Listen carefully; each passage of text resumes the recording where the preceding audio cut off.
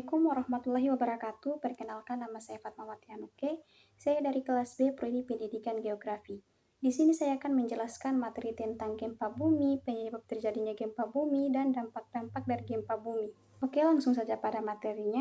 Apa itu gempa bumi? Gempa bumi adalah peristiwa bumi yang bergetar akibat pergerakan atau pergesekan lapisan batuan pada kulit bumi secara tiba-tiba akibat pergerakan lempeng tektonik. Gempa berdasarkan pemicu gerakannya. Nah, di sini ada dua pemicu.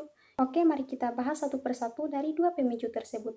Yang pertama, gempa tektonik adalah gempa yang disebabkan oleh pergerakan lempeng tektonik. Gempa tektonik hanya akan terjadi di sekitar batas lempeng bumi. Getaran yang dirasakan pada gempa bumi tektonik disebabkan terjadinya tabrakan atau patahan lempeng akibat pergerakan lempeng bumi. Selain itu, gempa tektonik dapat memicu aktivitas gunung berapi yang menyebabkan gempa vulkanik. Yang kedua, gempa vulkanik. Gempa vulkanik adalah gempa yang disebabkan aktivitas gunung berapi. Gempa vulkanik hanya terjadi di sekitar gunung berapi. Getaran yang dirasakan gempa bumi vulkanik disebabkan desakan dari aktivitas magma yang ingin keluar ke permukaan bumi. Berdasarkan titik kedalamannya, gempa bumi terbagi menjadi 3 macam.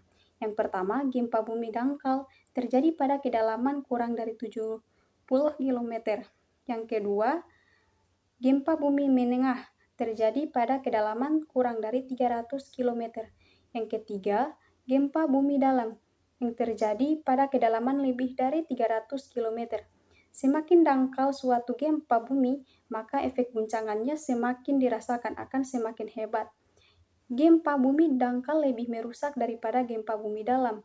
Hal ini disebabkan gempa bumi dalam mengalami pelemahan energi akibat jarak jauh, sehingga tidak terlalu terasa getarannya. Dampak dari gempa bumi ialah kerusakan bangunan. Gempa bumi dapat merusak bangunan, jembatan, dan infrastruktur penting. Puing-puing bangunan yang runtuh dapat berakibat fatal. Yang kedua, tsunami. Tsunami adalah gelombang laut yang sangat besar yang dapat menghancurkan pantai dan daerah pesisir. Ketiga, tanah longsor. Gempa bumi dapat menyebabkan tanah longsor dan runtuhnya tanah. Hal ini dapat menjadi bahaya baru jika pemukiman penduduk berada di sekitar lokasi tanah yang longsor. Yang keempat, hilangnya nyawa dan cedera. Gempa bumi seringkali mengakibatkan hilangnya nyawa dan cedera serius. Baiklah, itulah materi dari saya. Jika ada kesalahan kata, mohon dimaafkan. Wassalamualaikum warahmatullahi wabarakatuh.